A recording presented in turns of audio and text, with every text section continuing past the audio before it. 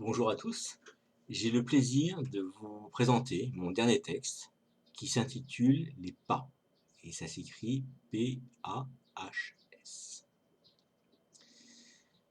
J'ai toujours pensé que les peuples que l'on qualifie de primitifs avaient beaucoup à nous apporter et à nous apprendre, contrairement à ce que pensent les pourfendeurs de notre civilisation soi-disant avancée et industrielle.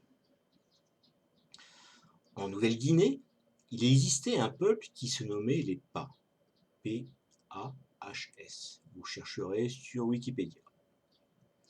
Dans leur langue, Pas signifiait ceux qui sont pragmatiques.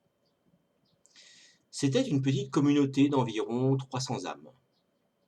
Ils vivaient essentiellement du maraîchage et de la chasse. La répartition, maraîchers, chasseurs, se faisait très pragmatiquement en fonction de leur taille. Il faut savoir qu'au début de leur histoire, tous les pas partaient chasser. Mais ils se rendirent vite compte que les petits pas étaient obligés d'allonger le pas pour ne pas ralentir le groupe, alors que dans le même temps, les grands pas étaient quant à eux obligés de raccourcir le pas. C'est pourquoi, par la suite, seuls les petits pas restaient au village et se chargeaient des champs pendant que les grands pas partaient en expédition dans la forêt. Nous en gardons aujourd'hui dans notre langue l'expression marcher à pas de géant. C'est pour cette même raison que les petits pas, quel que soit leur sexe, se retrouvaient chargés de l'éducation des enfants et des tâches domestiques. C'est ainsi que l'on put voir des petits pas papa faire la cuisine, et aussi des petites pas papa, c'est-à-dire des mamans pas, aller dans les champs. Mais pour ce peuple, le pragmatisme n'était pas un vain mot. Il était pour eux hors de question de laisser l'éducation des enfants dans les mains d'un petit papa pas sage. Étrangement, c'est donc seuls les petits papas pas sages qui s'occupaient d'eux pour leur plus grand plaisir.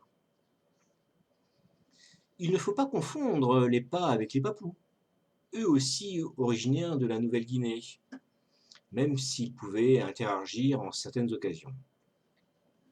Ainsi, un pas orphelin, adopté par un papou, aurait un papa papou et non pas un petit papa pas. Parfois, les petits papas pas et les papous se rencontraient pour marchander. Ils échangeaient des papayes et des patates. Bizarrement, c'est à force de papoter que des papous et des petits papas pas sont devenus potes. Un jour, un petit papa pas rencontra une papou. Après avoir palabré, papoté, ils allèrent plus loin, se firent des papouilles, papillonnèrent et sautèrent le pas. De cette première histoire entre un petit papa pas et une papou, nous est restée l'expression se faire le premier pas, puis faire le premier pas. De leur union naquit un petit pas papou. Il n'était pas papou, il n'était pas non plus. Ce qui ne l'a pas empêché de devenir plus grand, lui aussi, papa. Quant à savoir s'il était un petit papa pas ou un papa papou, la question n'est toujours pas tranchée. Si d'autres femmes papous osaient franchir le pas, là aussi une expression qui nous est restée, leurs expériences n'aboutissaient pas toutes de façon heureuse. D'où l'expression tiré par un mauvais pas, devenu tiré d'un mauvais pas. Mais revenons à notre petit né de l'union d'une papou et d'un petit papa.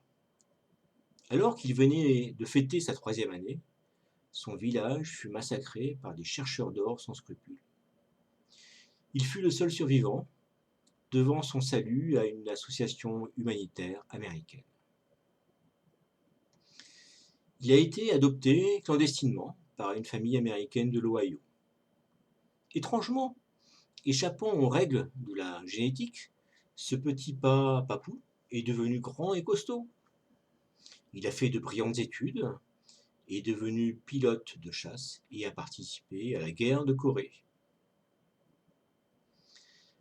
Vous aurez certainement remarqué que ce peuple, pourtant inconnu de nous tous, continue de vivre en nous, dans notre langage, à travers les expressions qu'il nous a transmises.